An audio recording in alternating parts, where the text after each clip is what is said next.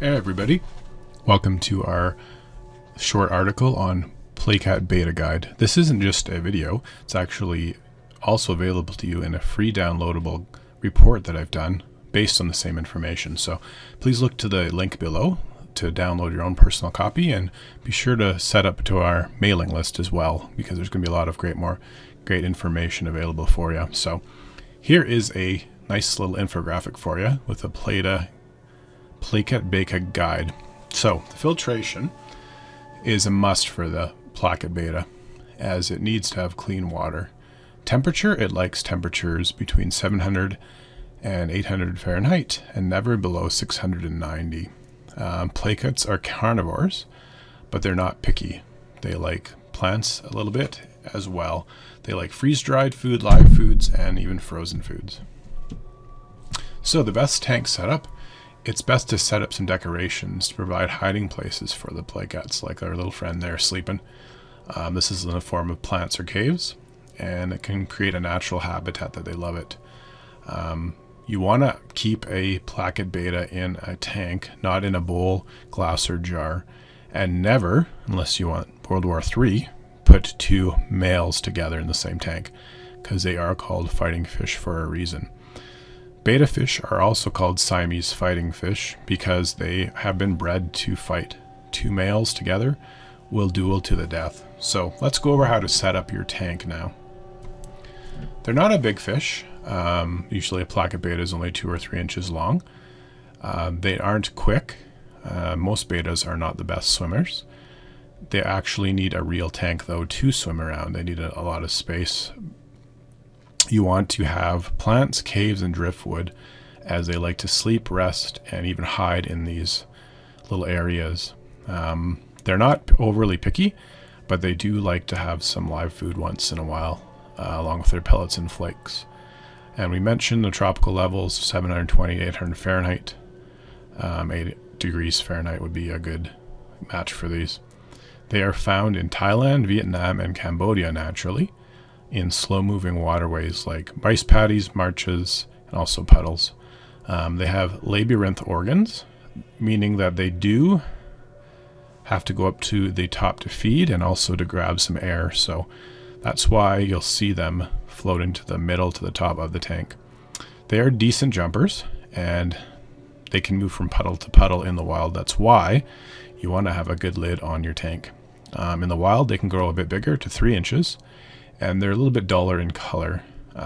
They use their bright colors as a warning, as if you see them flare up on you. They eat insects and mosquito larvae in the wild. We mentioned about the fighting fish. These fish are very territorial, so you're going to know pretty quick if you have two males together. So it's a good idea to mix some females in there. They call them sororities, or a group of females to every one beta. Usually it's 5 females to 1 male in a group. Plakat means biting fish. Legend has it that they were bred to fight, so they're pretty tough little characters. And they even still have these fights in Thailand as more of a formal thing. Bettas are really cool because they've been bred so much, and they're really an old species of fish that people have accepted, so watch out, they can bite you. There's different plakat types, like plamores, which are squattier head and shape, that are pretty tough. We've got a placon, which is a longer body. It's more of a snakefish, more rapid and faster. A plasang, smaller, which is kind of a mix between wild and domestic. And a placra, which also is called a spoonhead, which has a massive bite and good aim. So here's what we're going to do to take care of them. You might see them for sale in little jars or glasses, but as mentioned, they do need a real tank. You can get by with a 2 to 5 gallon tank, but ideally 15 or 20 gallon would be awesome. You want to have about 2 square feet per fish. That's what they have in the wild. So you also want to have a lot of room on the top of your tank, a couple inches, so they can come up. For your tank accessories, we mentioned you want to have some places for them to rest. They go well. People don't know this too often, but bettas do go well with bottom feeders, because the bettas stay in the top, and things like catfish or plecos, where bottom feeders stay at the bottom, but just be careful that you choose compatible tank mates for betas. They like flakes, tablets, shrimp, bloodworms. You just want to vary their variety. 72 to 82 Fahrenheit. I said 800 Fahrenheit. That's a bit hot. Sorry. So 72 to 82 Fahrenheit. You want to have pHs in the 6 to 8 range and hardness of 3 to 12 DKH. You also want to have a heater so that the tank doesn't fluctuate, because this fluctuation can cause stress and shock, called beta shock, and can kill the fish even, or make them sick. So you want to have your nitrates and ammonia levels with a good filter and a good heater. So here's some common questions with the Plakat Betta. How aggressive are they? Well, they are aggressive.